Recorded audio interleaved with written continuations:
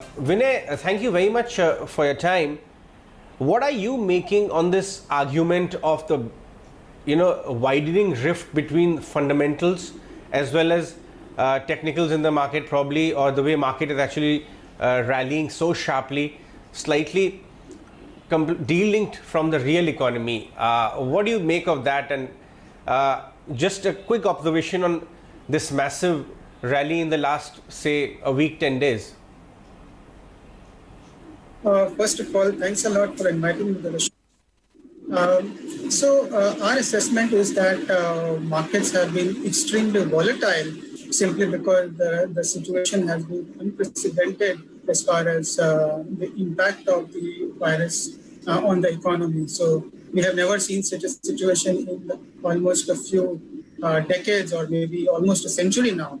So markets have been trying to adjust to this new reality, and hence sometimes it overshoots and sometimes it undershoots, simply because it is trying to rapidly factor in a lot of incoming data. To a passive onlooker, it seems like a lot of speculation is happening, market is irrational, but remember, it is trying to digest in all of the new incoming data and trying to estimate the future fair values for individual companies. So that is why the response is very volatile.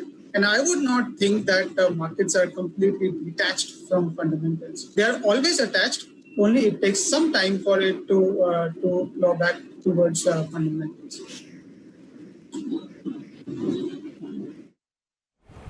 Right.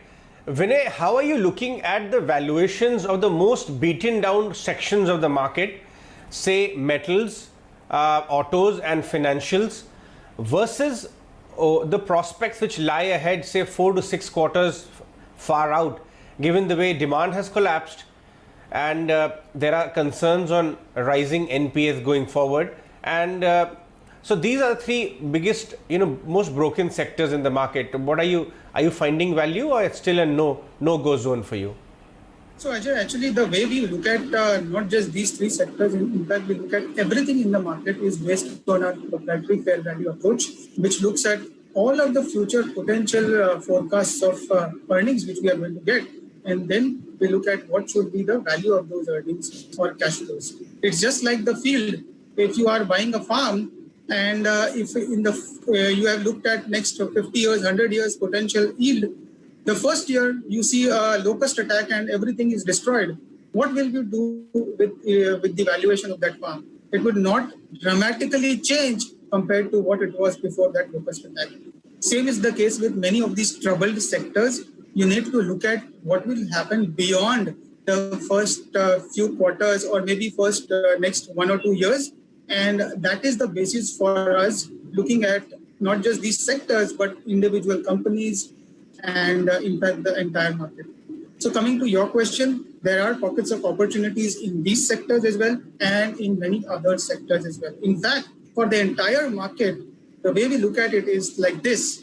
Since the COVID outbreak, we have seen our fair value estimate for Nifty fall by less than 10%, but the markets have fallen by more than 20%, which makes it extremely attractive from a valuation point of view. Vinay, if you could, share with us the flavor of your framework, your portfolios. What's the earning profile looking like right now, even if one takes into account the one-off outlier year which lies ahead?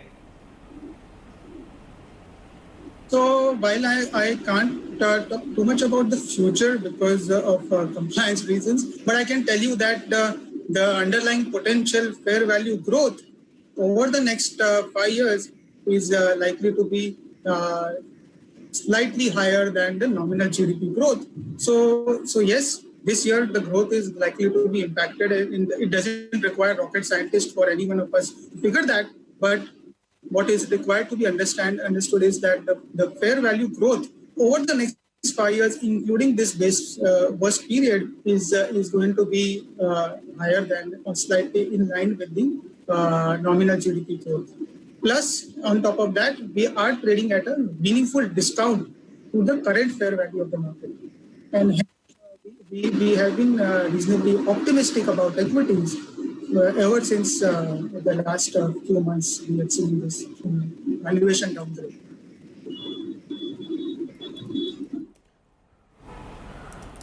Right. Vinay, one last word on how are you actually addressing the broader markets? Do you see valuations attractive, or do you think business models will remain challenged in the new environment over there? How are you? What kind of exposure do you have in your overall portfolio as far as broader markets go? Sure. So we have seen the valuations correct across the entire spectrum of the market, be it large cap, mid cap, or small cap. So as far as the overall positioning of the fund is concerned, we are broadly neutral across large, mid, and small. But there are bottom-up opportunities across different segments of the market. So we are going completely bottom-up, and the sectors which we are seeing a lot of opportunities are, of course, the telecom sector, where the complete macro environment is changing for it. The pharmaceutical or the healthcare sector and the IT sector. These are the sectors which we have been overweight on, and we have been underweight on consumer discretionary and financials. So while we are underweight, there are a lot of bottom-up opportunities in these sectors as well. But that's the positioning of the portfolios.